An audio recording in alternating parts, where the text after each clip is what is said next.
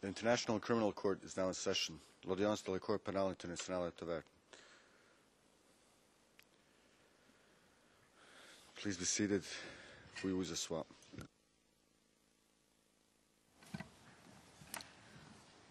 Bonjour à tous. L'audience est ouverte. Madame le greffier d'affaires et d'audience, appelez l'affaire, s'il vous plaît. Thank you, Madam President. Le greffier d'audience, merci Madame le Président. Situation en République de Côte d'Ivoire. Le procureur contre Laurent Gbagbo, ICC 02 11 01 11. Je vous remercie. Nous avons trouvé une solution pour vous accorder les minutes supplémentaires. Vous avez le temps maintenant et si jamais vous en avez besoin, 15 minutes après la dernière session du soir. Hein? Pas une seconde de plus, parce qu'à ce moment-là, vous perdez le juge et il y a d'autres obligations à la Cour. Et merci, Madame le Vous Président. aurez aussi le temps d'intégrer toute la réponse. Vous avez la parole. Merci, Madame le Président. Maître Fovo Ivanovic va continuer son intervention sur la responsabilité.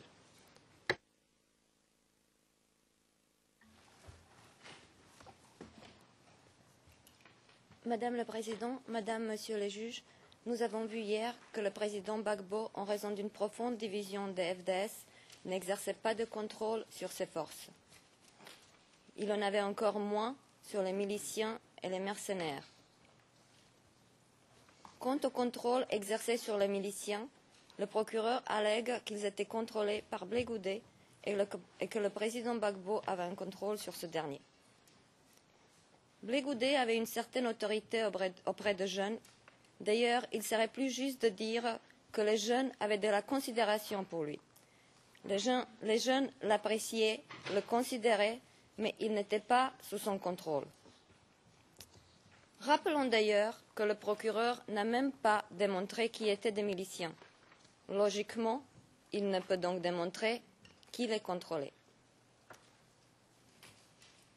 Par ailleurs, le procureur allègue que le président Gbagbo aurait exercé le contrôle sur les miliciens et les mercenaires à travers la chaîne de commandement des FDS. Afin d'exercer un tel contrôle, le président Gbagbo aurait dû se servir du ministre de la Défense. Or, le ministre de la Défense a appris l'existence des miliciens et des mercenaires par la presse.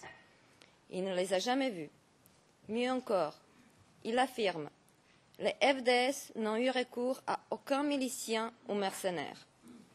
Pièce de la Défense 1273, page 1293. Absence d'obéissance automatique au président Gbagbo.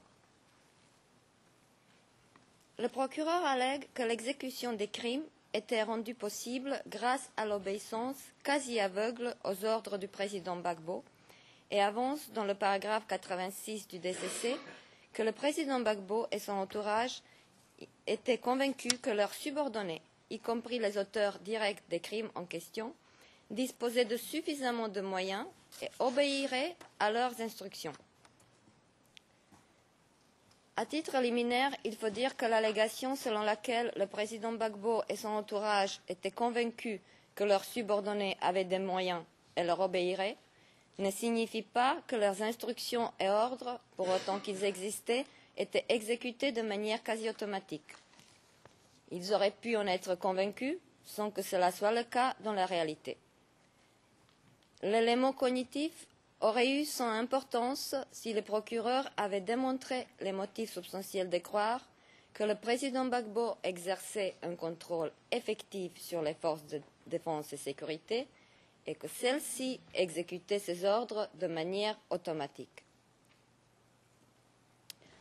Or, le procureur ne nous a présenté aucun élément susceptible de démontrer que les ordres du président Gbagbo, pour autant qu'il les ait donnés, étaient exécutés automatiquement. D'ailleurs, on n'a pas d'éléments des ordres. Les éléments par lesquels le procureur tend à prouver l'exécution quasi automatique des ordres démontrent les moyens dont les dites forces disposeraient, mais ils ne démontrent nullement la manière dont elles exécutaient les ordres. Et comme je viens de dire, Le procureur ne nous a apporté la preuve de moindre ordre lié aux événements incriminés et plus généralement à la crise post-électorale que le président Gbagbo aurait donnée.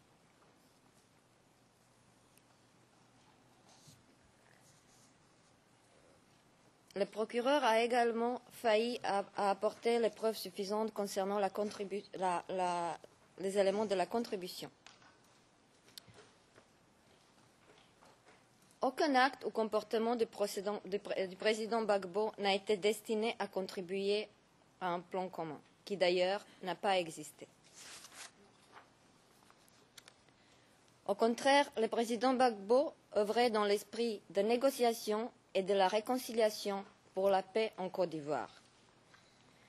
Dans la présente affaire, la contribution du président Gbagbo consisterait en définition ou adoption du plan commun et comportement destiné à encourager la commission des crimes, paragraphe 74 du DCC, création d'une structure chargée de mettre en œuvre le plan commun, paragraphes 75 et 76 du DCC, armement des forces pro-Gbagbo, paragraphe 77 du DCC, coordination de la mise en œuvre du plan commun, paragraphes 78 et 79 du DCC, et instructions relatives à la mise en œuvre du plan commun, paragraphes 80 à 84 du DCC.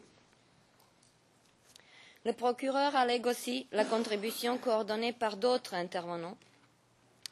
La contribution des autres intervenants, bien qu'elle puisse être attribuée à l'accusé, ne peut constituer la contribution essentielle de l'accusé, nécessaire pour la commission du crime dans le cadre d'une coaction. La défense reviendra ultérieurement sur le prétendu plan commun et démontrera qu'aucun plan commun, et surtout pas celui détruit par le procureur, n'a existé.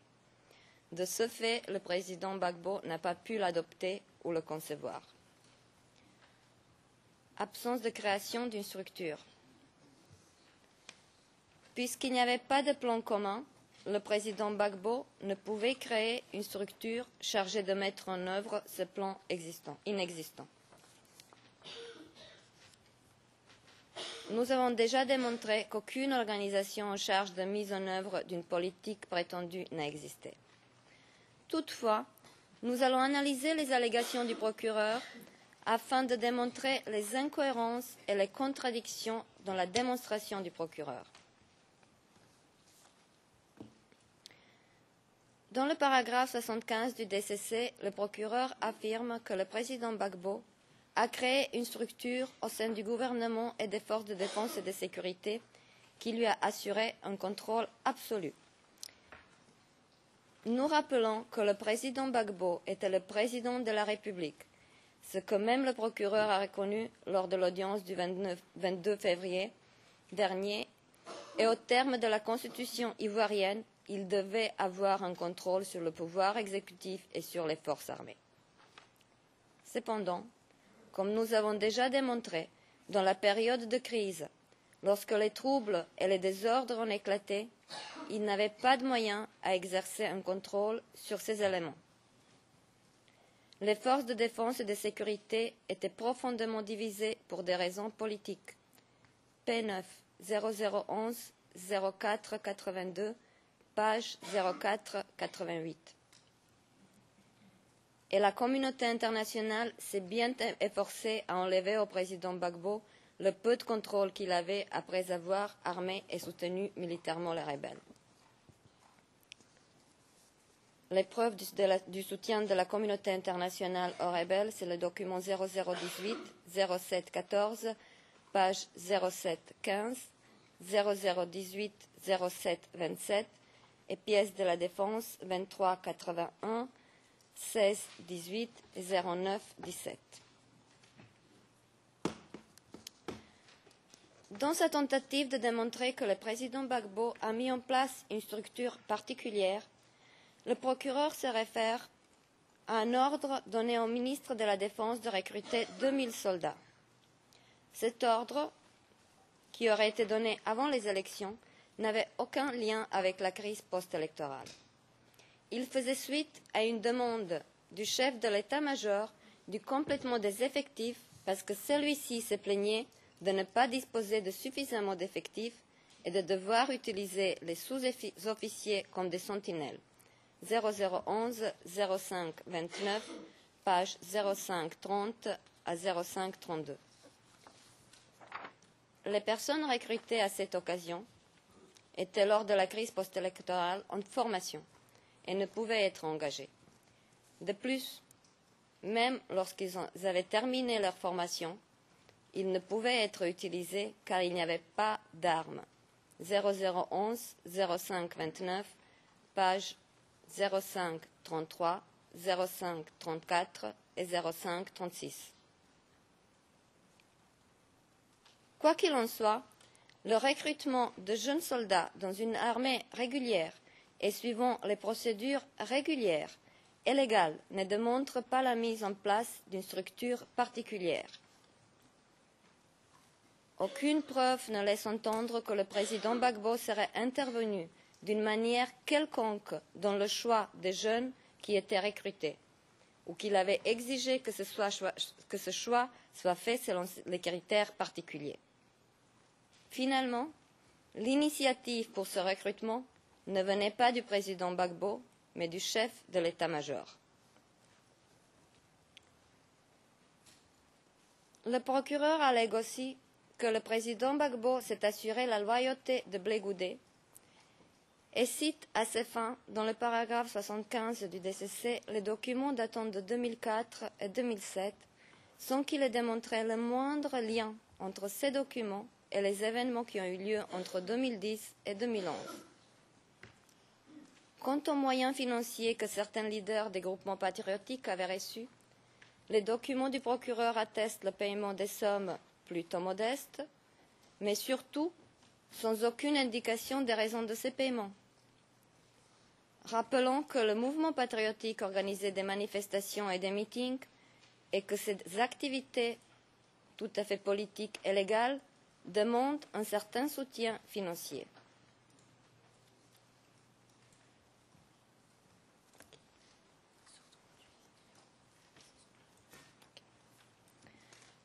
S'agissant des instructions que le président Gbagbo aurait données afin de continuer le recrutement des jeunes lors de la crise post-électorale, le procureur déforme les propos de son propre témoin. Le procureur allègue que le président Gbagbo a enjoint à Blé Goudé et au général Mongou de continuer à enrôler des jeunes miliciens au sein des forces de défense et de sécurité.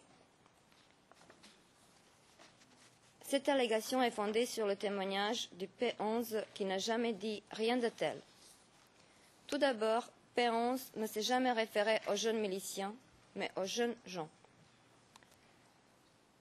Témoin P11 mentionne un appel fait par le chef de l'état-major en présence de Blé Goudé, mais il explique que le chef de l'état-major s'est plaint du manque d'effectifs.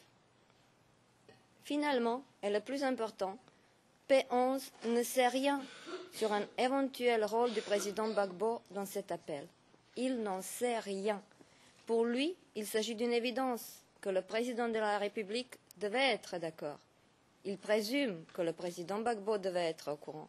Mais à aucun moment, il ne suggère que l'initiative de cet appel venait du président, et encore moins que le président Gbagbo l'a ordonné. 0016 03 72, page 03 74.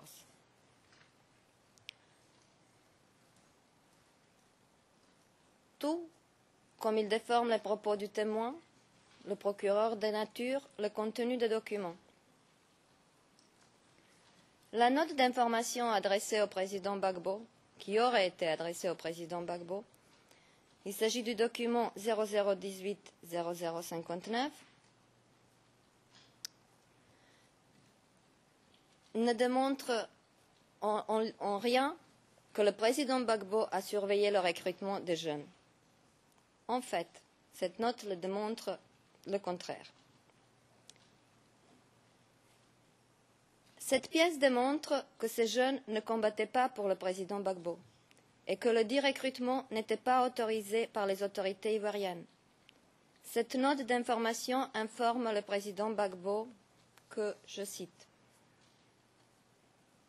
des attaques à l'ouest Bongolo et Duekwe sont à l'évidence le fait de bandes dont la plupart des éléments sont issus des groupes d'autodéfense, jadis organisés pour la défense du territoire national, mais qui prennent désormais prétexte de la non-satisfaction de leurs multiples revendications pour servir comme coupeurs de route, si ce n'est comme alliés de rebelles qu'ils avaient combattus. 0018, 0059, page 0060. Cette pièce dit exactement le contraire de ce que le procureur avance. Elle dit que différents groupes disparates, dont certains liés aux rebelles, recrutaient les jeunes dans le seul but de semer le désordre.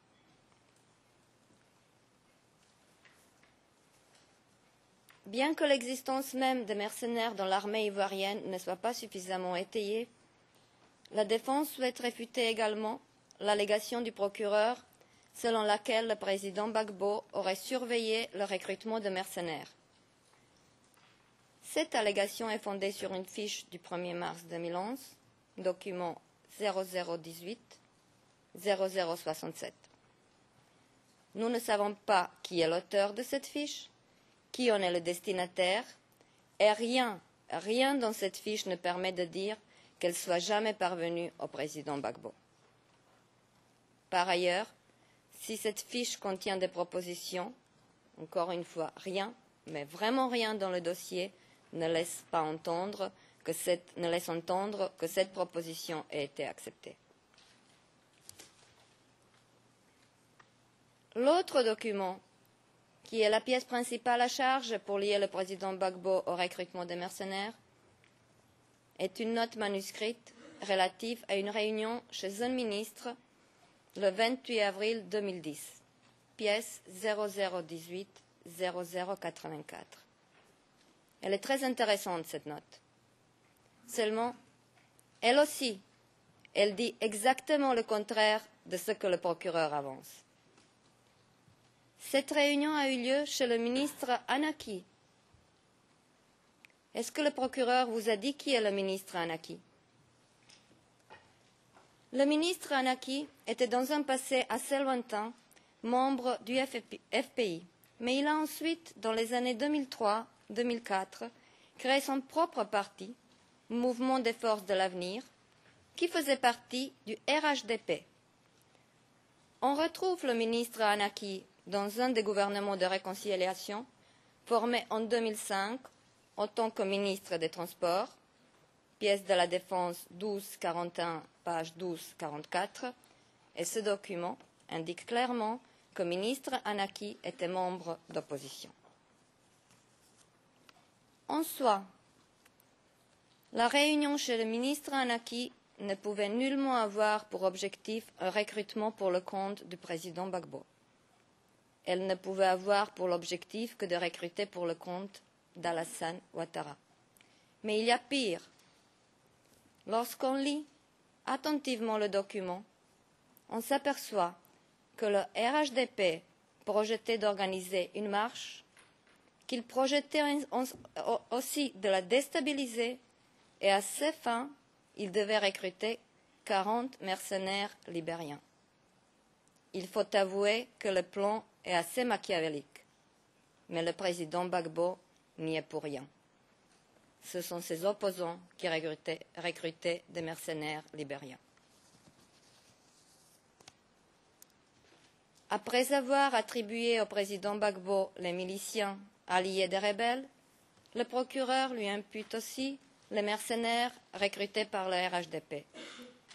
Or, le président Gbagbo n'a aucun lien ni avec les uns ni avec les autres. Ce procédé même souligne la faiblesse de la preuve du procureur. Absence d'armement. Voyons maintenant les allégations concernant l'armement. Dans le paragraphe 77 du document amendé de notification des charges, le procureur prétend qu'il y avait une énorme cache d'armes et de munitions au sous-sol du palais présidentiel. Cette cache d'armes la preuve principale de cette cache d'armes est une lettre du président du comité de conseil de sécurité concernant la Côte d'Ivoire.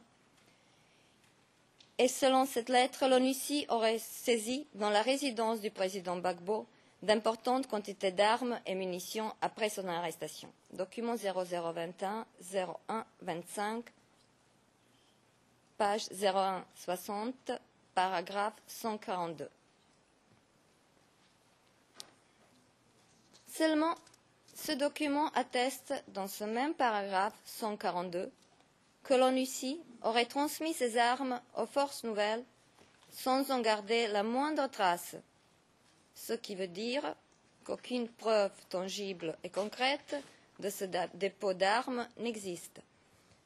Et nous ne pouvons pas nous empêcher de nous poser la question pourquoi l'ONUCI, créée par les Nations Unies, aurait transmis les armes qu'elle aurait saisies aux forces nouvelles qui se trouvaient comme toute force armée ivoirienne sous l'embargo des Nations Unies. Mais il y a une autre question qui se pose logiquement. Pourquoi le président Gbagbo aurait gardé les armes et la munition à la présidence pendant que ses forces et leurs commandants n'arrêtaient pas à se plaindre qu'ils n'avaient pas suffisamment d'armes et de munitions? Si vraiment il y avait une cache d'armes remplie d'armes à la présidence, il peut y avoir une seule raison pour laquelle elle a été trouvée. Le président Gbagbo ne voulait pas utiliser ces armes. Et quelles preuves avons-nous sur les achats d'armes? Conformément aux allégations du procureur, le président Gbagbo aurait chargé, avant les élections, ses subordonnés d'acheter les armes à l'étranger.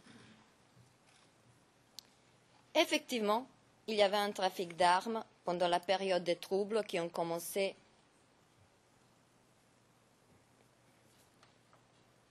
en 1999. Mais faut-il rappeler que l'armée ivoirienne s'est trouvée pratiquement sans moyens face à une rébellion bien et constamment armée. Documents 0025, 0078 et 0018, 07, 27. Tout d'abord, nous soulignons que ce trafic d'armes a eu lieu bien avant les élections et n'a aucun lien avec les événements auxquels le procureur s'intéresse dans cette affaire. Mais ce qui est encore plus intéressant, rien ne permet de lier le président Gbagbo à ce trafic d'armes. Certes, il était le président de la République, et l'on peut supposer qu'il savait que certains fonctionnaires et officiers achetaient des armes. Seulement, nous sommes dans une procédure pénale et les suppositions ne suffisent pas. Il faut apporter des preuves. Or, rien n'indique que le président Gbagbo avait une connaissance quelconque de ce trafic d'armes. Le groupe des Nations Unies chargé d'enquêter sur l'armement de la Côte d'Ivoire n'a pas trouvé de traces de transactions qui auraient été effectuées par la présidence. Document 0021 0125, paragraphe 59. Il ressort effectivement des informations récoltées par ce groupe que certains fonctionnaires haut placés dans le pouvoir du président Gbagbo étaient impliqués dans le trafic d'armes. Et je mets l'accent sur le mot trafic.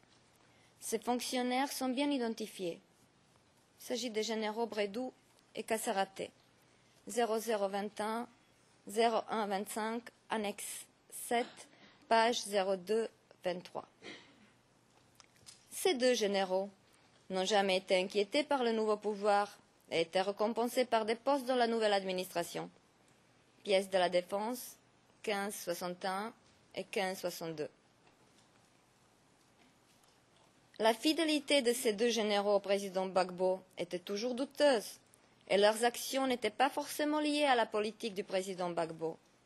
0016 0256, page 0265 et 0279 et 0014 0204, page 0221. En tout cas, le procureur n'a présenté aucun élément probant qu'ils avaient agi sur les ordres du président Gbagbo. Il n'a d'ailleurs présenté aucun élément probant que le président Gbagbo était au courant de leur transaction. Il n'a présenté aucune preuve que les armes qu'ils se sont procurées étaient mises à la disposition des forces loyales au président Gbagbo. Comment peut-on savoir que ces armes n'ont pas servi aux rebelles? Je vous rappelle qu'il s'agissait du trafic d'armes. Les armes pouvaient être destinées à n'importe qui. S'agissant du prétendu achat d'armes après les élections, on n'a aucune preuve. Au contraire, les éléments de preuve présentés démontrent qu'aucune transaction n'a été faite après le 28 novembre 2010. Document 0021 0125, page 0146 0147.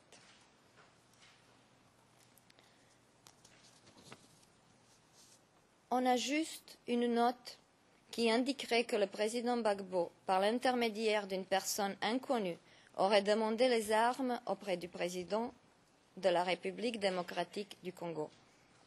Document 0018 02 64. Mais quelle est la valeur de ce document dont l'auteur est complètement inconnu? Est-ce que le procureur est allé s'enquérir auprès du président du Congo pour savoir si celui-ci avait jamais reçu une telle lettre? A-t-il essayé de savoir qui a écrit ce document? Il aurait dû le vérifier, mais il ne l'a pas fait. Ce document n'a aucune valeur probante. D'ailleurs, nous ne savons même pas s'il est authentique. Le président Gbagbo est au courant que les forces de défense et de sécurité n'avaient pas assez d'armes et de munitions, mais le procureur n'a fourni aucune preuve qu'il avait procédé aux armements de ses forces pendant la crise post-électorale. Les preuves présentées ici démontrent que lors de la crise, les FDS n'ont rien reçu. P10 0016 0175, page 0177. L'idée d'une armée bien équipée et lourdement armée en Côte d'Ivoire est une pure fiction. Le prétendu armement des forces régulières et républicaines en Côte d'Ivoire n'a jamais existé. L'affaire des hélicoptères bélarusses qui a forcé l'ONU à s'excuser d'avoir faussement accusé l'État bélarusse d'avoir livré les hélicoptères à la Côte d'Ivoire démontre parfaitement que l'histoire d'armement des forces régulières en Côte d'Ivoire était complètement imaginaire.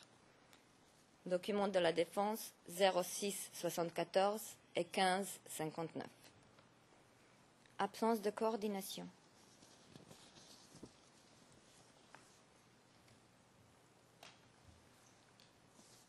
Excusez-moi, je vais vous interrompre. On me dit que vous allez trop vite, et surtout quand vous citez les numéros des REN. Et ça, c'est très difficile alors pour noter les numéros dans le transcript. Il faudrait que vous le disiez plus lentement. Et ça aussi souligne l'importance que vous nous donniez les présentations écrites à la fin de la journée pour vraiment pouvoir compléter les transcripts. Et j'imagine que vous avez donné votre présentation hier aussi au procureur. Non, ce n'est pas le cas, Madame la Présidente. On a reçu les PowerPoint, mais on n'a pas reçu les présentations écrites. Le texte, on n'a pas reçu. Alors, les textes ont été lus, il est clair, on voit bien, il y a un lutrin. Certainement que si une version a été remise en plus aux interprètes pour la traduction, la sténotypie, qu'on pourrait nous remettre les présentations écrites telles que l'accusation le fait également. Parce que vous avez bien noté qu'il est impossible de suivre les transcrits au niveau des ERN. Alors là, on est en train de faire un exercice de noter à la va-vite, mais on est toujours dans le flou parce que la défense ne nous remet pas ses présentations écrites. Non, c'est bien noté et c'est absolument essentiel que vous donniez les présentations écrites au procureur, à la Chambre, parce que vraiment c'est difficile de suivre le numéro et en plus de le faire plus lentement ici dans la salle. J'espère que ce soir, Et même avant, si vous déjà avez les présentations écrites que vous avez faites hier, vous pouvez les donner au procureur comme on avait accordé et passer aussi une copie à la Chambre et à la fin de la journée aussi. Je vous remercie.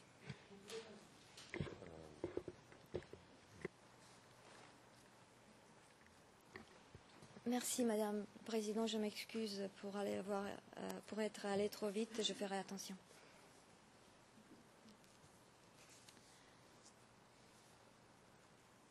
Voyons maintenant ce que le procureur nous propose comme coordination de la mise en œuvre du prétendu plan commun.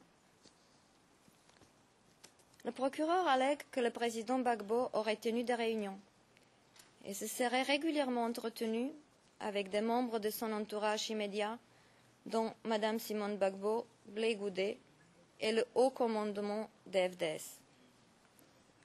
Le président Gbagbo s'est certainement souvent entretenu avec Mme Simone Gbagbo, c'est son épouse.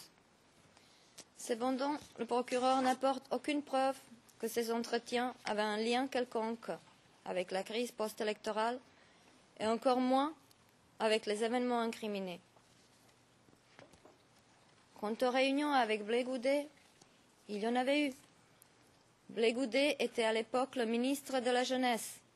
Il y avait des réunions avec Blé Goudé et avec d'autres ministres. Le président Gbagbo est le président de la République. L'État est dans une période de crise. Quoi de plus normal que de tenir des réunions et d'essayer de trouver une solution et une sortie de la crise. Les réunions, il y en avait, certainement.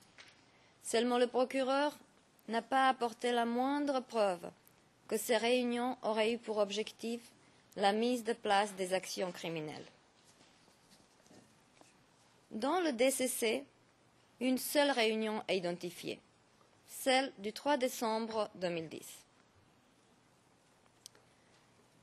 Le problème avec cette réunion du 3 décembre 2010 est qu'on n'a aucune indication qui a assisté à cette réunion et encore moins quel était l'objectif de cette réunion et surtout, rien ne nous montre que cette réunion avait un objectif criminel.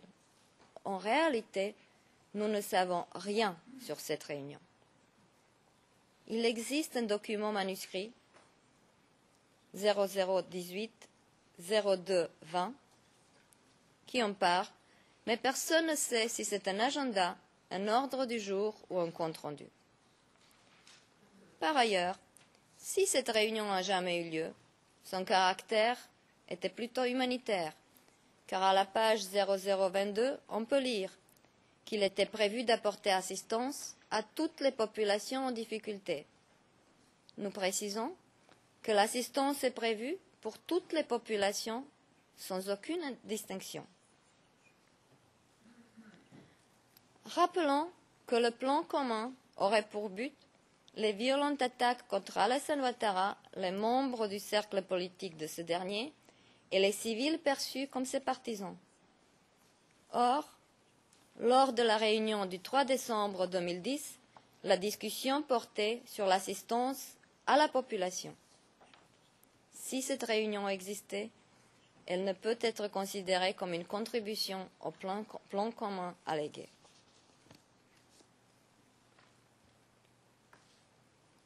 Il y avait aussi des réunions quotidiennes à l'état-major général.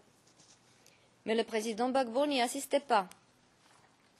Même le chef de l'état-major particulier auprès du président Gbagbo, le général Touvolibi Zogbo, n'assistait pas à ces réunions. 0011 0395, page 0411. Le procureur prétend que le président Gbagbo était tenu du contenu de ces réunions. Mais quelles preuves nous avons? En effet, les preuves du procureur démontrent que le président Gbagbo avait très peu de contact avec les commandants des forces armées pendant la crise post-électorale. Le chef de l'état-major l'a rencontré à peine 3 fois. Lorsque les généraux voulaient que le président soit informé, ils lui envoyaient des messages par son responsable militaire, le général Touvolibi Zogbo. Mais ça aussi, c'était rare. 0011 0361, page 0364, et 0011 0395, page 410 et 411. Nous n'avons aucune trace d'un tel message dans le dossier. Le commandant du SECOS, lui, il avait 2 réunions avec le président. Et lors de ces 2 réunions, le chef de l'état-major a assisté aussi. Donc ces 2 réunions font partie des 3 réunions du chef de l'état-major. Les réunions auxquelles le commandant du SECOS a assisté sont certainement les réunions du Conseil supérieur de la défense, auxquelles se réfère le ministre de la Défense dans son attestation, et qui étaient convoquées à 2 reprises lors de la crise post-électorale. Document 1273, page 1297.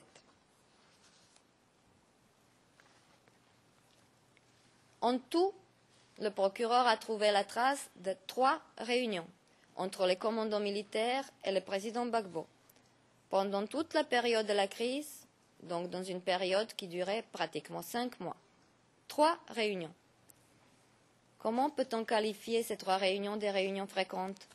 Comment peut-on conclure sur le fondement de ces 3 réunions, en absence des rapports, que le président Gbagbo était informé du contenu des réunions à l'état-major général? Comment peut-on prétendre qu'il s'entretenait en tête-à-tête avec les commandants de haut rang pour faire point sur ces réunions?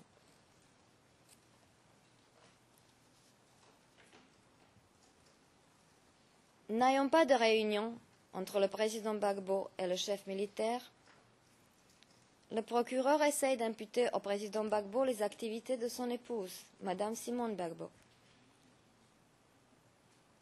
Madame Simone Gbagbo, bien qu'elle appartienne à la même famille politique que son époux, a sa propre carrière politique et mène sa propre vie politique.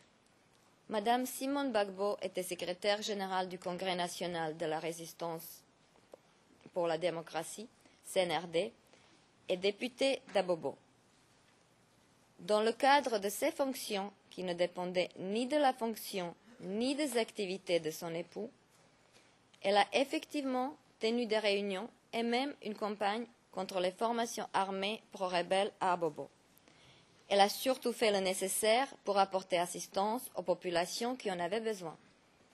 P9 0011 0361, page 0371, et P11 0016 0301, page 0309. Selon le procureur, le président Gbagbo participerait souvent aux réunions de crise convoquées par Madame Gbagbo. Mais en réalité, on n'en sait rien. Le témoin P69 était plutôt évasif sur ces réunions et il ne sait même pas qui les convoquait. Quant au témoin P44, il était catégorique. Le président Gbagbo n'y était pas. 0014 0073, page 07, page 0079. Le témoin P11 a également dit que le président n'y était pas. 0016 0301, page 0309.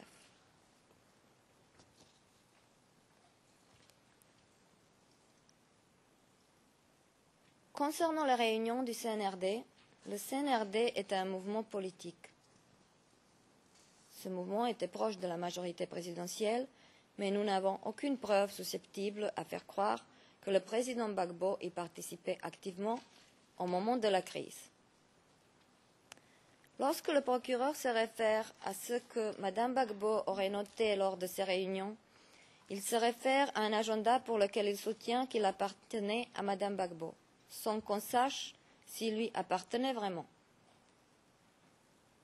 Et lorsqu'il soutient que celle-ci aurait noté dans cet agenda qu'il fallait se battre et triompher, et afin d'y parvenir qu'ils allaient consulter le président de la République, le procureur fabrique une preuve de toute pièce, mais sans appui réel.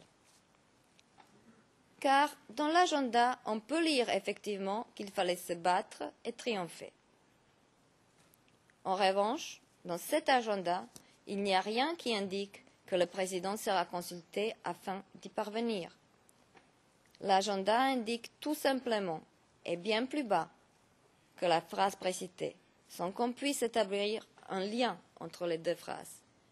Consultez les Ivoiriens, consultez le père.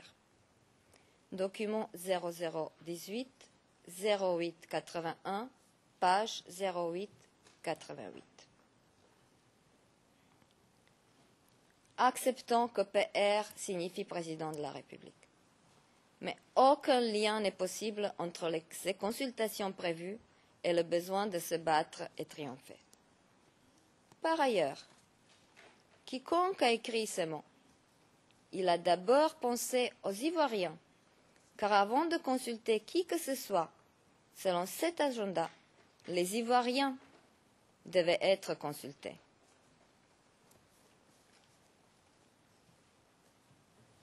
Selon le procureur, Mme Simone Gbagbo aurait fait un amalgame entre les gens du Nord et les rebelles. Compte rendu du 21 février, page 4. Ce n'est pas Mme Gbagbo qui fait l'amalgame, c'est le procureur. Au cours de la même audience, il reproche à Mme Gbagbo d'avoir écrit, lors d'une réunion du CNRD, dans son agenda, 0018 0810, page 0832, incitation à une réplique par les FDS à armes rebelles. Est-il étrange de vouloir répliquer aux armes rebelles qui attaquaient les institutions ivoiriennes et les populations civiles?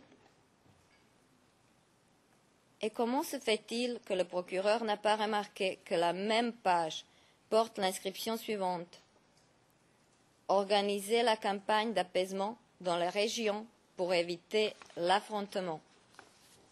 Lorsqu'on lit la totalité de ces notes, on s'aperçoit que celui ou celle qui a écrit ces notes fait bien la distinction entre les gens du Nord et les rebelles, et que la dite réunion du CNRD n'avait qu'un seul objectif: l'apaisement de la situation.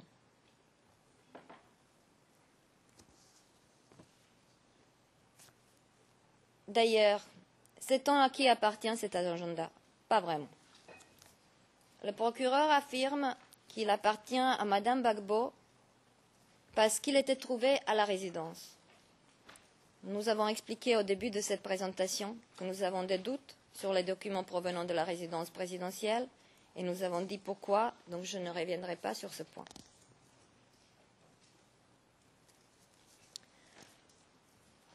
Ensuite, on peut trouver dans le DCC que lors des réunions, les participants ont délibérément évité de débattre de la nécessité de mettre un terme au massacre des civils, en dépit des critiques largement diffusées dans les médias. Tout d'abord, les autorités et les forces de l'ordre n'interviennent pas en raison des critiques qui leur sont adressées par les médias.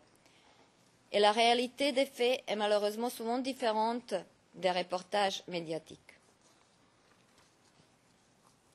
Mais de plus, nous n'avons pas vraiment la preuve des discussions lors des différentes réunions. Mais peu de réunions dont nous avons connaissance, par exemple, les réunions quotidiennes qui se sont tenues à l'état-major, avaient justement pour but de trouver une solution à la situation intenable et notamment une solution permettant de mettre fin aux souffrances de la population. Madame Simone Gbagbo a également convoqué des réunions afin de discuter de la montée de la violence et de trouver une solution pour y mettre fin. 0016 0449, page 0464.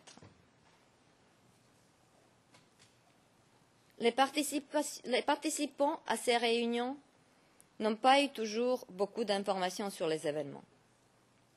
Mais les événements étaient débattus et personne n'a jamais été empêché de les évoquer.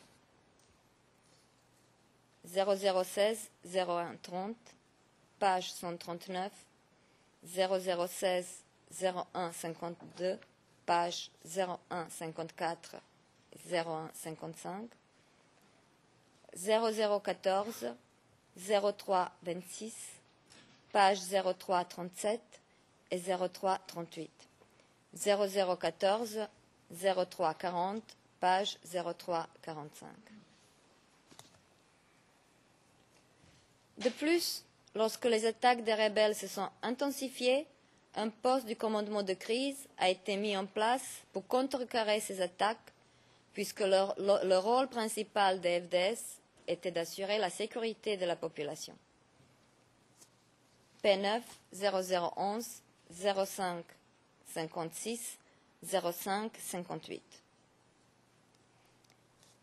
Finalement, les membres du gouvernement se sont entretenus des événements qui étaient rapportés par les médias et le ministre de la Défense a demandé un rapport au chef de l'état-major et au commandant supérieur de la gendarmerie sur les événements qui se seraient produits lors de la marche des femmes.